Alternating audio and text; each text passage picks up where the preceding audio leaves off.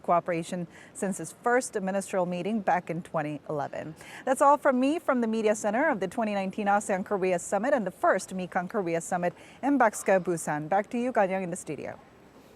Well, thank you, Jiyeon, for that, and great job to Arirang's entire team down in Busan. Now, the curtain is coming down on the 2019 ASEAN-Korea Commemorative Summit and the first ever Mekong-KOREA Summit. The ASEAN-Korea Commemorative Summit came to a close yesterday with the adoption of a joint vision statement and a co-chair's statement. And the inaugural summit between the 5 Mekong countries, namely Cambodia, Laos, Myanmar, Vietnam, and Thailand, kicked off with a welcome dinner hosted by President Moon Jae-in and followed by a roundtable summit this morning. We are now just moments away from the announcement of a Mekong-Han River Declaration drafted by the leaders of Mekong nations in Korea. But to help us through the live coverage of the joint press conference and to provide us some perspective, I have live in our Seoul studio Dr. Lee Jae-hyun, Director of the ASEAN and Oceania Center at Asan Institute for Policy Studies. Dr. Lee, it's great to see you in Seoul. Thank you. Thank you for having me. So 3 days of the big summit, the biggest international conference under this administration, is coming to a close very shortly. We are waiting for the Mekong, South Korea, Mekong Republic of Korea joint declaration.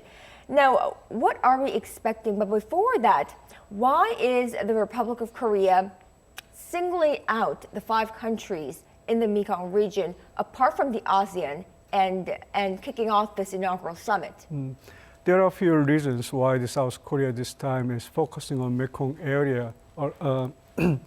If you look at the Mekong area, these are the area where the developing countries in Southeast Asia is concentrated, like Cambodia, Laos, Myanmar, and Vietnam. So the major partners in the region, like the United States, China, and Japan, are looking at this region as their future potential growth. And they are investing so much money in this area, and this area is becoming like second South China Sea, where the major superpowers are competing for to get the influence in the region. So South Korea has been holding a foreign ministers meeting since 2011, and now the Korean government is committed to upgrade our partnership with Mekong area to the summit level, and I expect the Korean government would invest more in this region for the economic growth. Right. So the ASEAN is very diverse, not only in its culture, its people, its religion, but in economic sizes as well. And the Mekong countries, some of them relatively, comparatively speaking, to the rest of the ASEAN, are less wealthy, are smaller in economic sizes. And I remember us talking earlier on, saying that in order for South Korea to continue its cooperation with the ASEAN and for mutual prosperity, South Korea would have to help the Mekong countries narrow in the gap between its economies and the rest of the ASEAN. Am I correct? Yeah, that's correct.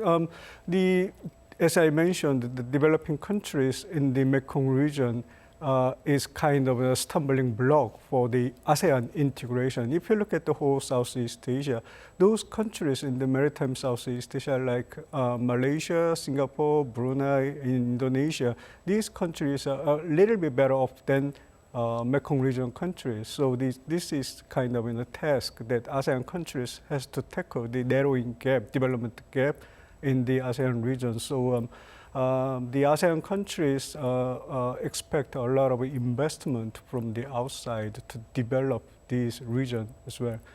Now tell me, Dr. Lee, so during the dinner banquet last night with the Mekong leaders and their first ladies, President Moon Jae-in said, noted their support and cooperation and how they play a key role in bringing North Korea out to the rest of the world and for peace in the Korean Peninsula through North Korean denuclearization. Why is it that the Mekong countries are specifically more important in this initiative than the rest of the ASEAN?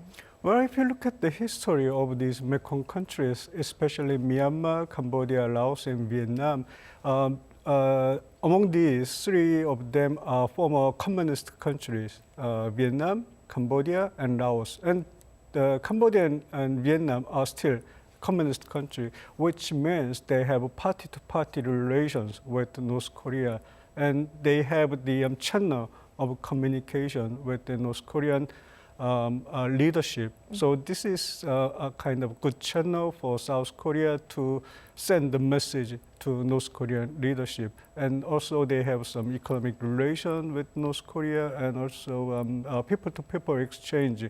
And the high-level officers from North Korea quite often visit these countries. So with that kind of relations, the support of the Mekong region countries in the building Korean Peninsula peace and prosperity, that's quite important players.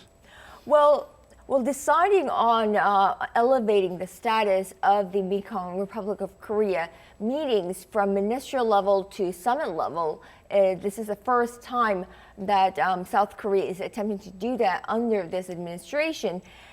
Mekong countries refers to the 5 countries in which the Mekong River runs through it, correct? Yep. What is the trade environment like? Trade environment in the Mekong region. Where at the moment, Korea, Mekong. Right. So, sorry to interrupt, but we're getting 지금부터 live footage 제1차 from the 한메콩 joint press 정상회의 conference. 공동 Let's 언론 turn it over. 발표를 시작하겠습니다. 먼저 대한민국의 First of all, 문재인 대통령께서 President Moon Jae-in 발언하시고 of the Republic 이어서 of Korea will speak, 공동의장국인 followed by 태국의 Thai Prime 프라유찬 Minister 오차 총리가 Prayut Chan-o-cha, 발언하시겠습니다. the co-chair of the first Mekong-ROK Summit. 한아세안 대화 관계 Marking the 30th anniversary of the establishment of dialogue relations between the Republic of Korea and ASEAN, we held the first ever Mekong-ROK Summit here in South Korea. I extend my special thanks to Thai Prime Minister Prayut for his efforts as the co-chair of the summit. And I would also like to thank the distinguished leaders of Mekong River nations for elevating the Mekong-Korea cooperation to the summit level. The world has its eyes on the dynamics and the growth potential of Mekong nations. Despite spreading global trade protectionism, these countries are standing at the forefront of regional growth, posting high growth rates. Wishing to grow together with Mekong countries and hoping to be a reliable partner for future prosperity, South Korea has continued its cooperation with the region. Last year, the trade volume between South Korea and Mekong surpassed $84.5 billion, up 2.4 times compared to that of 2011. Mutual people-to-people exchange reached 7 million, up 2.8-fold. The scope of projects carried out through the Mekong-ROK Cooperation Fund also steadily increased. Today, we leaders of state and government share the same view that the cooperation between South Korea and Mekong region has become more mature. We also reaffirmed that it has become more robust, while agreeing that there are enormous potential for cooperation going forward. The leaders of the Mekong River nations have expressed their proactive support for South Korea's new southern policy. Based on the Mekong-ROK vision, we agreed and discussed on the following 3 development directions to establish people-centered Mekong-ROK partnership for peace and prosperity. First, Mekong and South Korea will exchange mutual experience and work towards co-prosperity. Korea Development Institute and Korea Institute of Science and Technology are research institutions that have become the cornerstone of Korea's economic development. Benchmarking them, we will set up joint research institutions in the Mekong region to intensify cooperation in the area of public administration.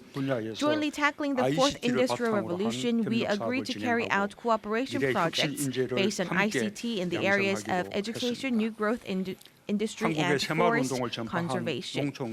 Rural development projects spreading South Korea's Haemal-Undong movement will be unfolded, along with other projects to intensify next-generation capacity building, who are the main players of the future cooperation.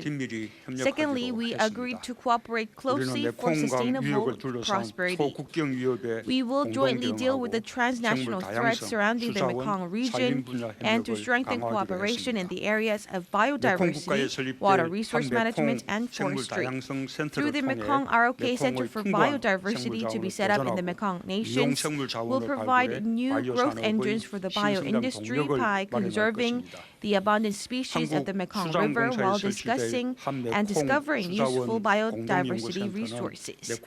The Korea-Mekong Joint Research Center for Water Resources, to be established under K-Water, will provide the grounds to enable safe and effective utilization of the abundant water resources. The project of the Korea-Mekong Future Peace Community will help eradicate bombs and mines left over within the Mekong rural region, provide support for the victims, and lead to development of the rural community, enabling a happier life for the citizens. The leaders of the Mekong River nations have provided support for South Korea's Peace Forest initiative to provide peace through forestry cooperation. We agreed to continue forestry cooperation through Mekong-KOREA Forestry Cooperation Center and the Asian Forest Cooperation Organization. Thirdly, Mekong and South Korea will materialize East Asia with peace and co-prosperity where people are happy. Close cooperation and happiness of the 300 million people of the Mekong region and the Republic of Korea is our mutual goal. All distinguished leaders have welcomed the decision to designate 2021, celebrating the 10th anniversary of the Mekong-ROK Ministers' Cooperation, as the Mekong-ROK Exchange Year. This will help us to facilitate heightened people-to-people exchange and promote understanding of each other's culture. The development of the Mekong region begins with narrowing the development gap. South Korea agreed to contribute more to boosting regional connectivity through road, bridge, railway, ports, and other infrastructure building, like the Korea-Myanmar Friendship Bridge. The leaders of the Mekong region also share the same view that the peace and stability on the Korean Peninsula is essential for Korea-Mekong joint prosperity. We share the vision for making the DMZ into a global peace zone and agree to work towards the complete denuclearization and eternal peace on the Korean Peninsula. Today, which will be remembered as a new beginning year of Mekong-Korea cooperation, we have laid the groundwork to further develop the Korea-Mekong relations in a more groundbreaking manner.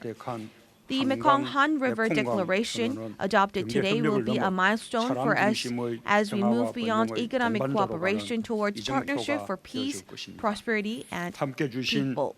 I extend my deepest gratitude to all 5 leaders of the Mekong River countries and hope to see you in Vietnam next year. Thank you very much.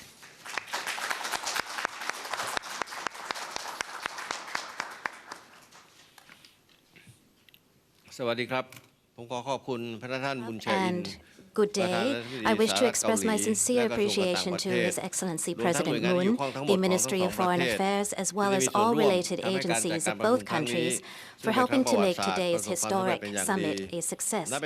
Historic, because for the first time, Mekong-ROK cooperation has been raised to the leaders' level, and this summit also builds on and adds value to the ASEAN-ROK commemorative summit. I am indeed very pleased with the outcomes we have together achieved today. All leaders agree that in the 8 years since its establishment, Mekong-ROK cooperation has become among the most dynamic frameworks in the sub-region. We commend the ROK's commitment and clear vision in developing a systematic and pragmatic working mechanism. We appreciate President Moon's announcement to further promote synergy with ACMEX, as well as welcome the ROK's pledge of $1 million to the ACMEX Development Fund, becoming the first development partner to do so. And we will encourage other development partners to do the same. Today, we adopted the Mekong-Han Declaration, which was initiated by the ROK to serve as a strategy and an action plan for our joint endeavors in the sub-region.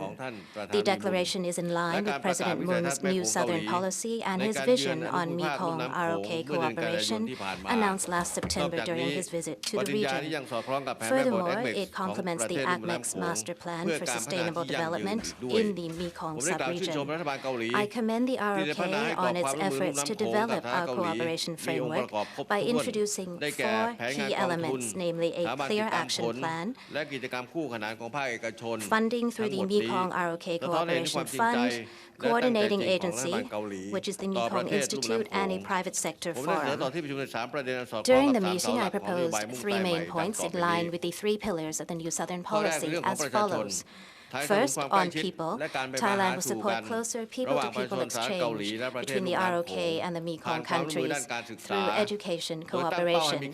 We have set a target to double student exchanges between the Mekong riparian countries and the ROK within the next 5 years, meaning an increase of 20% each year.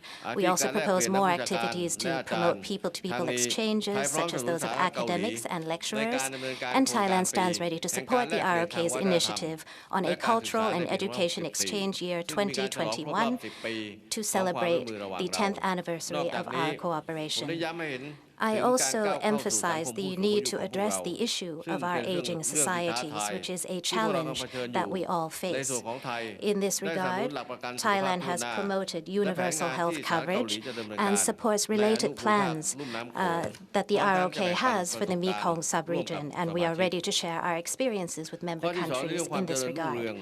Second, on prosperity, I consider multidimensional connectivity to be instrumental in achieving sustainable growth and development. Connectivity will integrate countries in the sub-region into the global value and supply chain and help to bring about prosperity. So we need to promote technology and innovation to increase our production capacity in the 4IR. In this connection, I have proposed closer experience sharing between the ROK and the Mekong countries to empower SMEs and MSMEs to be better equipped with the necessary skills for e-commerce. And we should also make use of the Mekong-ROK Business Forum to enhance capacity building for our SMEs and MSMEs. Thailand hosted the 7th Mekong-ROK Business Forum last October in Bangkok under the theme of enhancing SMEs' innovation capacity for sustainable development. And in this connection, I congratulate our private sectors who yesterday successfully established the Mekong-ROK Business Council, which will contribute to closer cooperation between both private sectors. Third, on peace, Thailand agrees with the ROK on the non-traditional challenges affecting peace and security in the region, whether environmental problems, climate change, water resource and disaster management. I propose that the sub-region make full use of the ROK's modern space and geographic information technologies for the effective forecasting of floods and droughts, and for long-term water resource management. And I also commended the ROK for establishing the Mekong-ROK Water Resource Joint Research Center in the ROK. I emphasize that the Mekong River can be compared to the artery of the Mekong member countries, and we shall realize mutual benefit from closer cooperation. Furthermore, on regional and global issues, I emphasize the importance of maintaining peace, stability, and prosperity in the region. We recognize that a denuclearized Korean peninsula is important to the maintenance of peace and stability in the region and the world. We therefore strictly adhere to the United Nations Security Council resolutions and related international obligations regarding the Korean peninsula. And lastly, I would like to commend President Moon once again for successfully co-hosting this inaugural summit, for his vision in promoting cooperation and sustainable socio-economic growth together. I commend President Moon for all of his initiatives, for his co-hosting of the summit in a most friendly atmosphere, And we, the member states, are committed to enhancing our cooperation to promote sustainable socio-economic growth. And we also congratulate Vietnam on becoming the next co-chair for 2020. Thank you.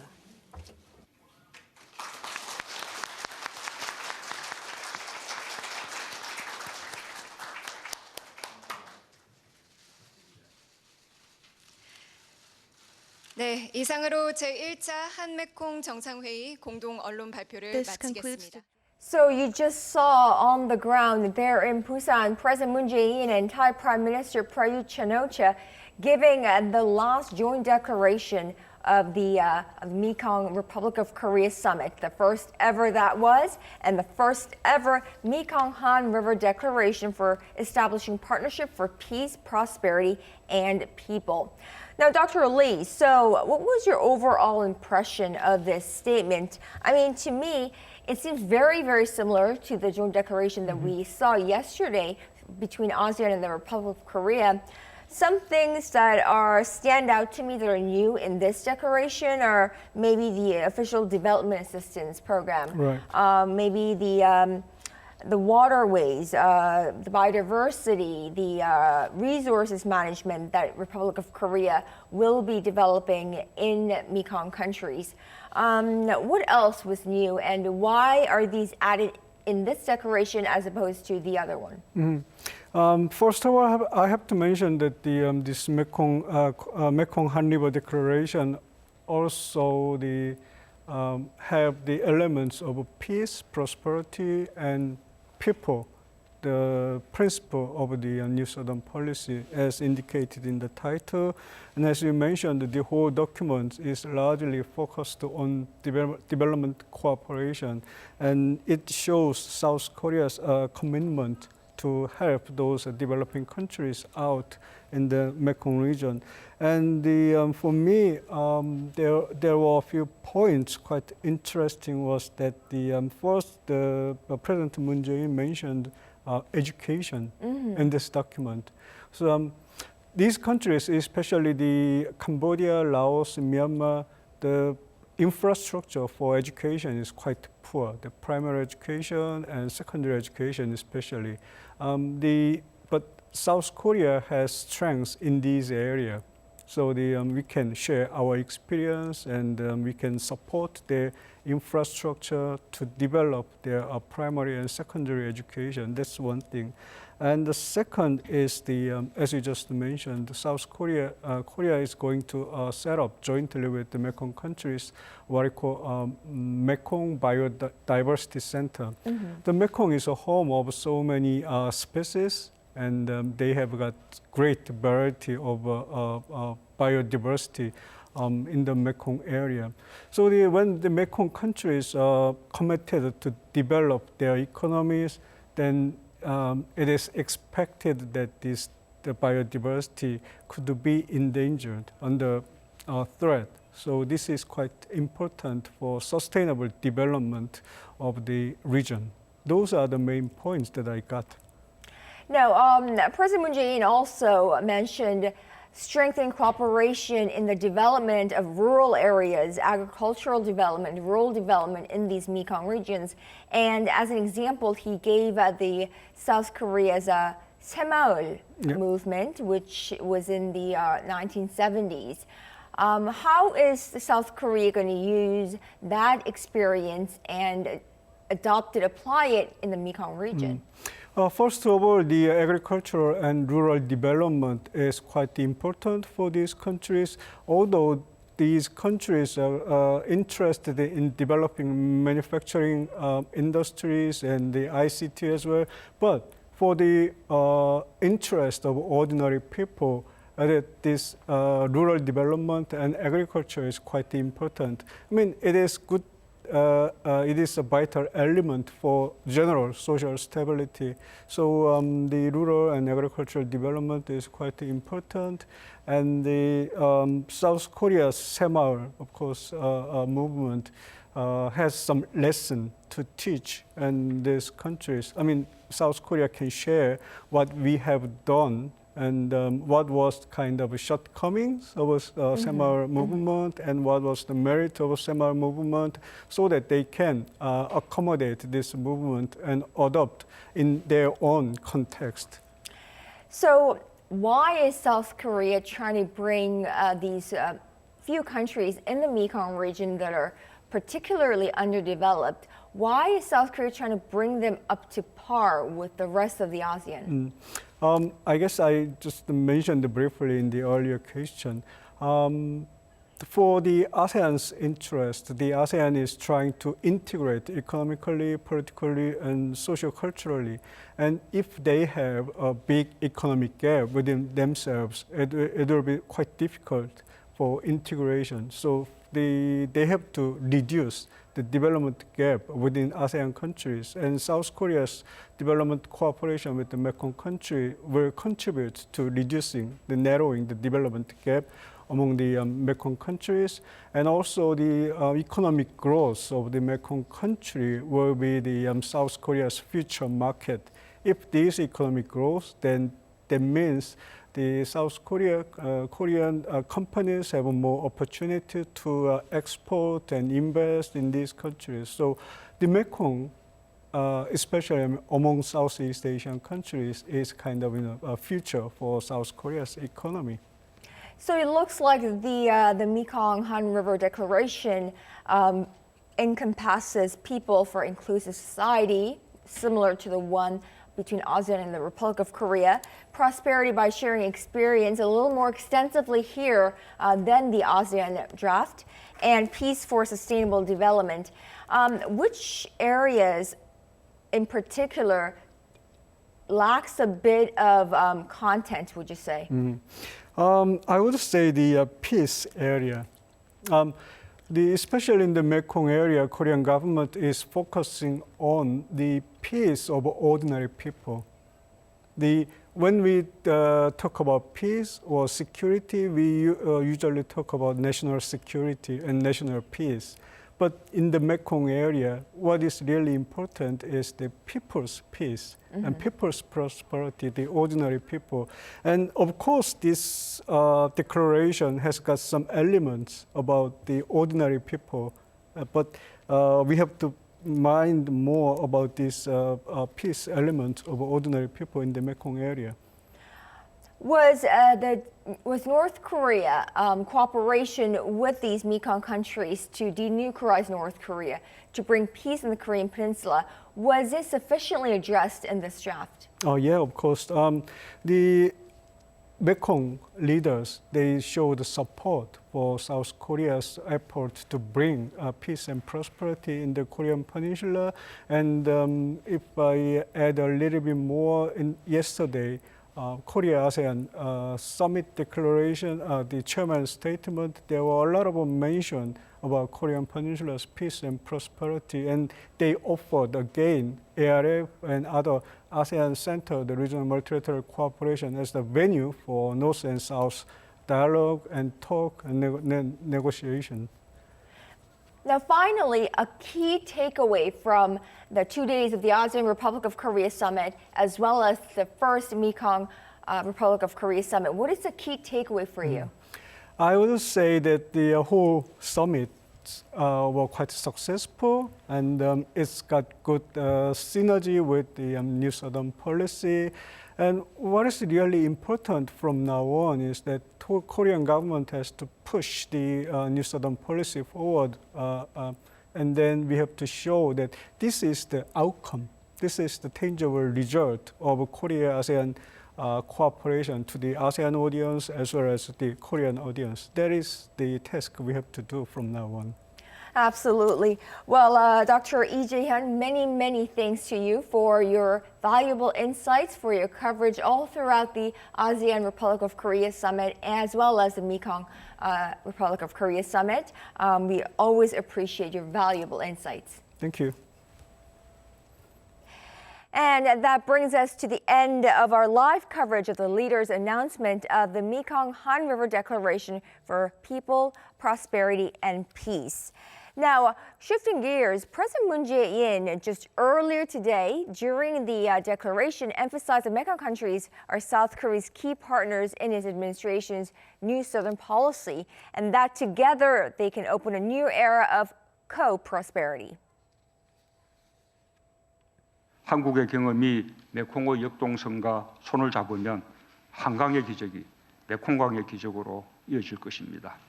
한국은 메콩의 발전이 곧 한국의 발전이라는 믿음으로 메콩과 함께할 것입니다. The first Mekong-KOREA Summit was held in Busan on Wednesday to discuss Seoul's future cooperation with Cambodia, Laos, Myanmar, Thailand, and Vietnam. Adopting the Mekong-Han River Declaration, the two sides agreed to prioritize cooperation in 7 areas, including culture, tourism, agriculture, infrastructure, and ICT based on the 3 pillars of people, prosperity, and peace. They'll also continue efforts to realize peace and denuclearization on the Korean Peninsula. In addition, they vowed to resist protectionism in all its forms, reaffirming that free trade and investment are the basis of regional development and prosperity. In other news, South Korean carmaker Hyundai Motor will invest more than $1.5 billion in a new factory in Indonesia to target the Southeast Asian market that's currently dominated by Japanese car makers. The new plant will allow Hyundai to avoid import tariffs in the ASEAN region and help secure future growth amid slowing demand in the auto market. Our Park Se-young has more. Hyundai Motor has announced that it will build a manufacturing plant in Indonesia that will be able to produce 250,000 units a year. This will be the carmaker's first car plant in Southeast Asia, and the deal comes amid a prolonged sales downturn in China. The new plant will be located in Deltamas, Bekasi, an industrial area 40 kilometers east of Jakarta.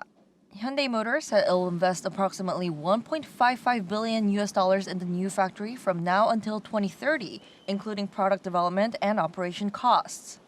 The new facility will break ground this December, and it will start producing in late 2021 with an annual capacity of 150,000 vehicles. Hyundai plans to gradually increase the output volume to 250,000 units a year, depending on market demand. It plans to produce small SUVs, compact minivans, and electric vehicles specifically designed for the Southeast Asian market at the new plant. By exploring new markets like ASEAN's largest auto market in Indonesia, we will secure our future growth. Vehicles assembled at the Indonesian plant will be exempt from import tariffs, which range from 5% to 80% in the ASEAN region. The plant will cater to the automobile market in Southeast Asia, which is currently dominated by Japanese car makers and is expected to grow from over 3 million units in 2017 to 4.5 million in 2026. Indonesia is the biggest automobile market in the ASEAN region, selling nearly 1.2 million vehicles last year. Park Se-young, Arirang News. Myanmar State Councilor Aung San Suu Kyi has asked for Myanmar boy band Project K to train in South Korea. In a meeting on Tuesday on the sidelines of the special ASEAN-Korea Summit, Myanmar State Councilor asked President Moon whether Myanmar's Project K boy band could get K-pop training sessions right here in South Korea. President Moon said that nurturing Project K could symbolize a strengthened cultural cooperation between the two countries and added he'll look into programs that support foreign idol groups. Project K is a Myanmar boy band in the style of K-pop group. They won second prize in the K-pop International Cover Dance Competition in Seoul this November. South Korea and the U.S. are widely expected to hold another meeting on defense and cost sharing early next month. South Korean media outlets citing foreign ministry officials in Seoul are reporting a 4th round of talks on the 11th. Now, special measures agreement will be held in Washington. This comes after the U.S. delegation walked out of the previous round of talks that were held in Seoul last week. It is believed that Trump administration has asked South Korea for a 5-fold increase from the current burden over $5 billion for next year, a move that sparked criticism not only from South Korea but also within the U.S. Seoul is said to have argued for a marginal increase from this year's $884 million, which was an 8.2% increase from the previous year.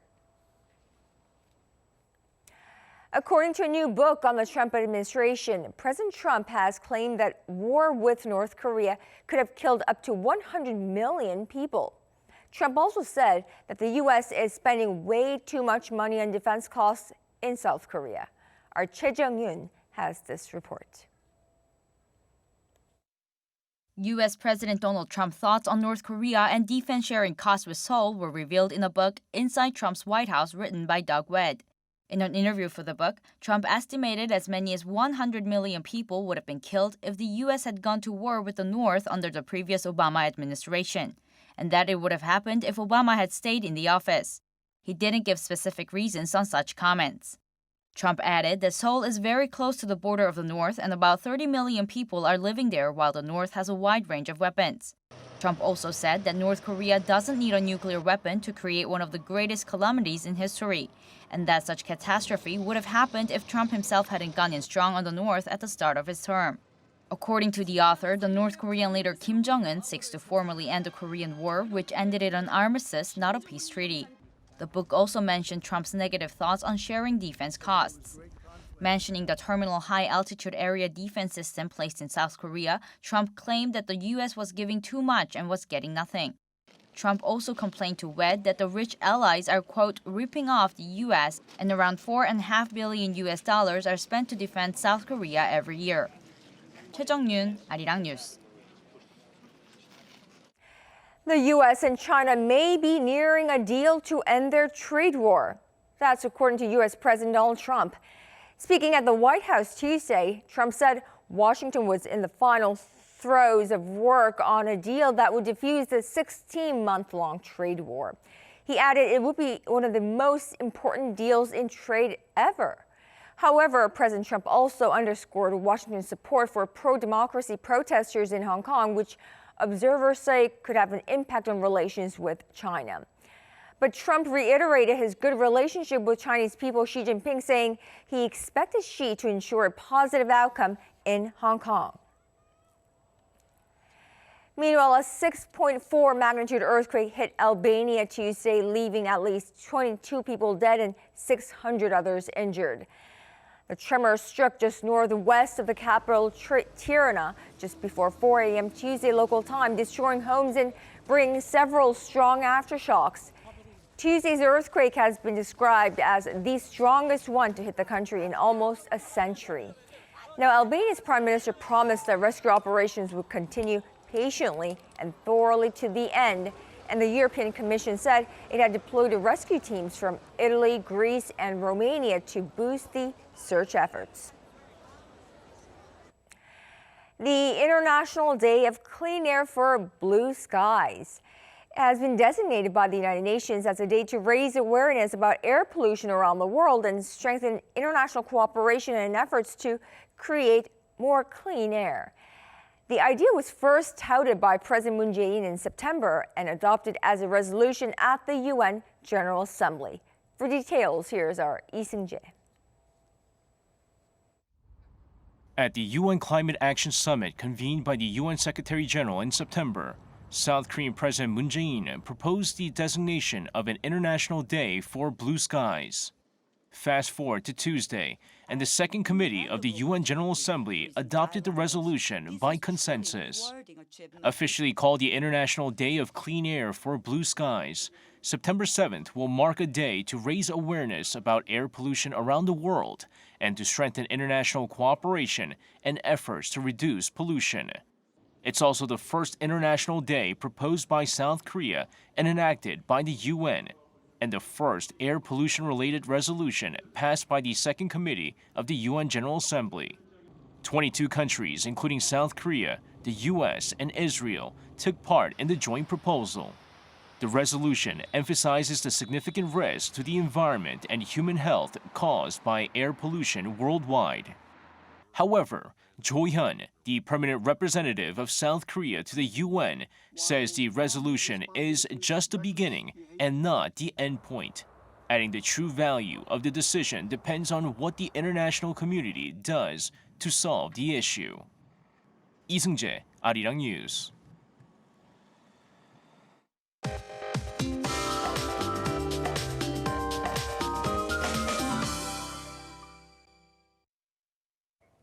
Good afternoon. To dress warmly on your way out, daily highs will only get up to 7 degrees Celsius here in the capital, and that's nearly 7 degrees lower than yesterday. In fact, most regions will be under mostly sunny skies today, while the regions in the east will see rain or snow from this afternoon. Mountainous regions in Gangwon-do province could see up to 30 centimeters of heavy snowfall or 60 millimeters of rain, while Jeju Island will see showers into the evening. Busan will also have a mostly sunny day, but the daily highs will be a couple notches lower today. Daily highs will edge up to low teens in most parts of the country, while Seoul and Chuncheon will only get up to 7 and 8 degrees Celsius respectively. Temperature readings will gradually drop as December is right around the corner. In fact, a band of rain on Sunday will trigger the start of much colder conditions. That's Korea for you, and here's the international weather for viewers around the world.